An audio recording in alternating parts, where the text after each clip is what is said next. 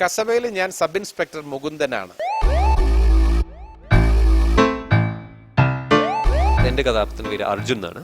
അന്വേഷണമാണ് ഈ ചിത്രം, ഒരു കേസ് അന്വേഷണം. എന്റെ ഫാദറിന്റെ മകനായിട്ട് തന്നെയാണ് സിനിമയിലും അഭിനയിക്കുന്നത്. നല്ല ചെറുപ്പക്കാരൻ നിധിൻ, ഞങ്ങളെല്ലാം അച്ചു എന്നാണ് വിളിക്കുന്നത്. ഞാൻ മൂത്താപ്പ എന്നാണ് വിളിക്കാറുള്ളത്. രാജൻ സക്രിയുടെ കൂടെ ഉണ്ട്, മമ്മൂക്കയുടെ കൂടെ ഉള്ള ഒരു കഥാപാത്രമാണ്. ഇതിലെനിക്ക് മമ്മൂക്കയോടൊപ്പം ഒരു സീൻ ചെയ്യാൻ പറ്റി, അതെനിക്ക് ഒരുപാട് സന്തോഷമുള്ള കാര്യമാണ്. രഞ്ജിയും മകനുമായിട്ട് സ്വഭാവത്തിലുള്ള സാമ്യം എന്ന് പറയുന്നത് ഇവര് അധികം ആക്ഷനൊക്കെ പറഞ്ഞ് മമ്മൂക്ക വന്നപ്പോൾ അതൊക്കെ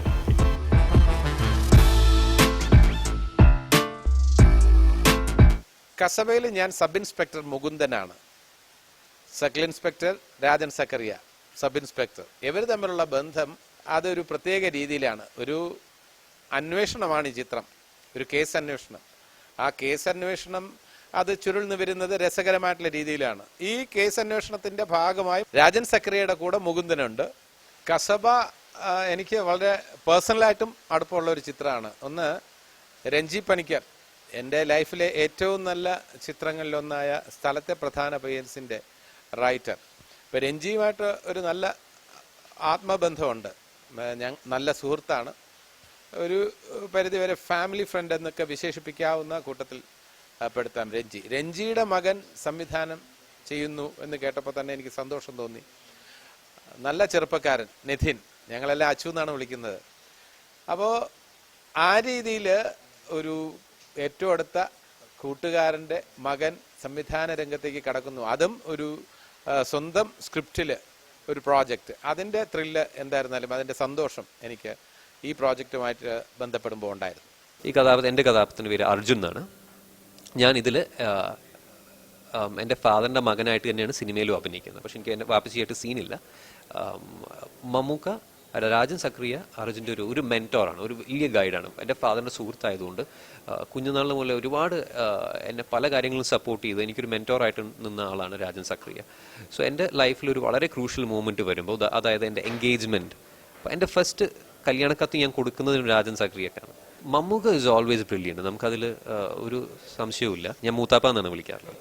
ഈ സിനിമയിൽ പത്തേമാരി പോലെ തന്നെ വളരെ ക്രൂഷ്യലായ ഒരു റോളാണ് എൻ്റെത്.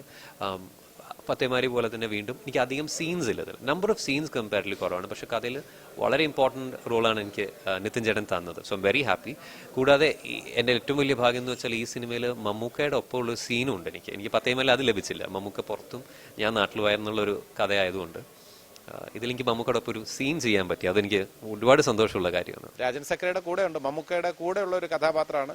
ഇതിനു മുമ്പ് മമ്മൂക്കയുടെ കൂടെ ഞാൻ ഇങ്ങനെ സന്തത സഹചാരിയായി വന്നിട്ടുള്ള ചിത്രങ്ങളെല്ലാം തന്നെ എനിക്ക് ഏറെ പേര് നേടിത്തന്നിട്ടുള്ള ചിത്രങ്ങളാണ്. ഇപ്പോൾ സംഘത്തിൽ കുട്ടപ്പായുടെ കൂടെ പാലുണ്ണിയായിരുന്നു ഞാൻ. വളരെ രസകരമായിട്ടുള്ളൊരു കഥാപാത്രമാണ്. ഹിറ്റ്ലർ മാധവൻകുട്ടിയുടെ കൂടെ എതിർച്ചേരിയിലാണെങ്കിൽ പോലും ഹൃദയഭാനം എന്ന് പറയുന്ന ആ പൗഡർ സീനൊന്നും ആരും മറക്കാൻ സാധ്യതയില്ല. ദെൻ കുട്ടേട്ടനിലെ ഡ്രൈവറാണ് ഗോപാലകൃഷ്ണൻ. എന്താ പറയുക, ഒരു അല്പം ഫ്ലട്ടായിട്ട് നടക്കുന്ന മമ്മൂക്കയുടെ കഥാപാത്രത്തിൻ്റെ കൂടെയുള്ള പിന്നെ ഇൻസ്പെക്ടർ ബൽറാമിൻ്റെ ഡ്രൈവർ സുധാകരൻ. അങ്ങനെയുള്ള ഒരുപാട് നല്ല കഥാപാത്രങ്ങൾ മമ്മൂക്കയോടൊപ്പം ചെയ്യാൻ കഴിഞ്ഞിട്ടുണ്ട്. ഇതിൽ ആ ചിത്രങ്ങളിൽ നിന്നൊക്കെ അല്പം ഡിഫറൻ്റ് ആയിട്ടുള്ള ഒരു ബന്ധമാണ് ഈ രാജൻ സക്രിയൻ മുകുന്ദനുമായിട്ട് ഉള്ളത്. ഓൺ ദ സ്പോട്ട് മമ്മൂക്ക ചെയ്യുന്ന ഒരു സജഷൻസ് അല്ലെങ്കിൽ ഡയലോഗ്സിൽ വരുത്തുന്ന ചില ഇംപ്രൊവൈസേഷൻസ് അമേസിംഗ് ആണ് ശരിക്കും. അത് കഥയ്ക്ക് ഒരുപാട് ഗുണം ചെയ്യാറുണ്ട്. അപ്പോൾ എൻ്റെ ആ സീനിൽ ഞാൻ മാക്സിമം ശ്രമിച്ചതെന്ന് വെച്ചാൽ ഏറ്റവും റിലാക്സ്ഡ് ആയിട്ട് നിൽക്കുക എന്നുള്ളതാണ്. അതായത് ഓക്കെ, ഇത് നമ്മൾ ഇത്രയും നാളും കണ്ട സൂപ്പർ സ്റ്റാർ മമ്മൂട്ടി അല്ല എൻ്റെ മുന്നിൽ നിൽക്കുന്നത്, കഥാപാത്രമായ രാജൻ സക്രിയയാണെന്നും ഞാൻ ഷാഹീൻ അല്ല അർജുനാണ് എന്നുള്ളത് മനസ്സിൽ ബോധ്യമായിട്ട് ആ സീൻ ചെയ്യാന്നുള്ളതാണ്. ആക്ഷനൊക്കെ പറഞ്ഞ് മമ്മൂക്ക വന്നപ്പോൾ അതൊക്കെ പോയി.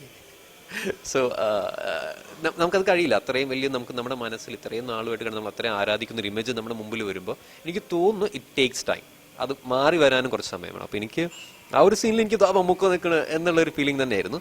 It was amazing. എനിക്ക് അതേപോലെ ഞാൻ ഏറ്റവും ശ്രദ്ധിച്ച കാര്യം, ഞാൻ കാരണം എൻ്റെ ഒരു ഡയലോഗിൽ വരുന്ന മിസ്റ്റേക്ക് കാരണം ഈ ഷോർട്ട് കട്ട് ആവരുതെന്ന് എനിക്ക് ആഗ്രഹം ഉണ്ടായിരുന്നു. പക്ഷെ ഭാഗ്യം കൊണ്ട് അത് അങ്ങനെയൊന്നും ഉണ്ടായില്ല. എനിക്ക് സംശയമായിരുന്നു, അയ്യോ ഞാൻ പറഞ്ഞത് ഓവർലാപ്പായി പോയോ എന്നൊക്കെ ഉണ്ടായിരുന്നു. പക്ഷേ നമ്മൾ മോണിറ്ററിൽ കണ്ടപ്പോൾ പ്രോബ്ലം ഒന്നുമില്ല, ആ ടേക്ക് ഓക്കെ ആയിരുന്നു. So I was happy. രഞ്ജിയും മകനുമായിട്ട് സ്വഭാവത്തിലുള്ള സാമ്യം എന്ന് പറയുന്നത് ഇവര് അധികം സംസാരിക്കുന്ന കൂട്ടത്തിലല്ല. ഞാൻ ഒരു 10 സെന്റൻസ് പറയുമ്പം രഞ്ജി കാച്ചി കുറുക്കി ഒരു 2 സെന്റൻസേ തിരിച്ചു പറയാറുള്ളൂ.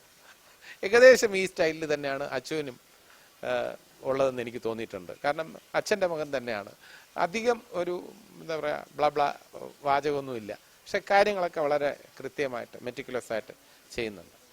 വാപ്സി പൊതുവെ ആക്ടിങ് അത്ര സീരിയസ് ആയിട്ട് ഒരുപാട് നീ സീരിയസ് ആയിട്ട് എടുക്കണ്ട എന്ന് പറയുന്നത്. ബിക്കോസ് എന്തൊരു ശീലം വെച്ചിട്ട് ചില കാര്യങ്ങൾ ഞാൻ ആവശ്യമില്ലാതെ ഒരുപാട് സീരിയസ് ആയിട്ട് ടെൻഷൻ കയറ്റുന്നതാണ്. നീ അങ്ങനെ ഒന്നും മാക്സിമം റിലാക്സ്ഡ് ആയിരിക്കുക, ഒറിജിനൽ ആവുക എന്നുള്ളതാണ് പറഞ്ഞത്. ആളുകൾക്ക് നിന്നെ വേണ്ടത് നീ സിനിമയിൽ ആരാധിക്കുന്ന ഒരുപാട് ആക്ടേഴ്സിൻ്റെ റെപ്പറ്റീഷൻ അല്ല, നിന്റെ ഒറിജിനാലിറ്റിയാണ് വേണ്ടത്. ഷൈൻ ചെയ്ത് കാരണം അതാണ് അവർക്ക് സ്ക്രീനിൽ വേണ്ടത്. നീ അത് കൊണ്ടുവരാൻ നോക്കിയാൽ മതി. അപ്പോൾ മാക്സിമം റിലാക്സ്ഡ് ആവുക, നന്നായി പെർഫോം ചെയ്യാൻ ശ്രമിക്കുക എന്ന് മാത്രമേ വാപ്സി പറഞ്ഞുള്ളൂ. പിന്നെ സെറ്റിൽ നന്നായി ബിഹേവ് ചെയ്യുക. അതായത് വാപ്സി ഏറ്റവും സെറ്റിലെ ബിഹേവിയർ ആയിരുന്നു വാപ്സിക്ക് കൂടുതൽ ഫോക്കസ്. എല്ലാവരുടെയും ബഹുമാനത്തോടെയും സ്നേഹത്തോടെയും പെരുമാറാവൂ എന്ന് എപ്പോഴും പറയും.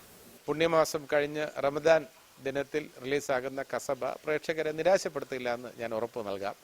ഒരു ഡിഫറൻസ് ആണ് പ്രേക്ഷകർക്ക് എല്ലാ കാലത്തും ആവശ്യം. ഇത് ഇൻവെസ്റ്റിഗേഷൻ സ്റ്റോറീസിൽ അല്പം ഡിഫറൻസ് ഉണ്ടാവും. ഡിഫറെൻ്റ് ആയിട്ടുള്ള ലൊക്കേൽസ്, ടെറൈന്, പിന്നെ ഡിഫറെൻ്റ് ആയിട്ടുള്ള ഒരു സ്റ്റോറി, അതിൻ്റെ പിക്ചറൈസേഷൻ, എല്ലാത്തിലും ഒരു പുതുമ, അതിൻ്റെ ഒരു ക്യാമറ വർക്ക്, ലൈറ്റിംഗ് പാറ്റേൺ, പിന്നെ ക്യാരക്ടറൈസേഷനിലുള്ള ആ പുതുമ, അത് പെർഫോമൻസിൽ അതിൻ്റെ ഇമ്പാക്റ്റ് ഉണ്ടാവും. അപ്പോൾ പ്രേക്ഷകർക്ക് ഒരു 2 മണിക്കൂർ 10 മിനിറ്റ് ഈ സ്ക്രീനിൽ നമ്മളെ തന്നെ രസിപ്പിക്കുന്ന തരത്തിൽ നമ്മുടെ ചുറ്റുമുള്ള കഥാപാത്രങ്ങൾ ഓരോ കാര്യങ്ങൾ ചെയ്യുന്നതും അതിലൂടെ ചില സംഭവങ്ങൾ മാറി മറിയുന്നതും ഉരുത്തിരിയുന്നതും ഒക്കെ കണ്ട് രസിക്കാനുള്ള അവസരമായിരിക്കും കസബ.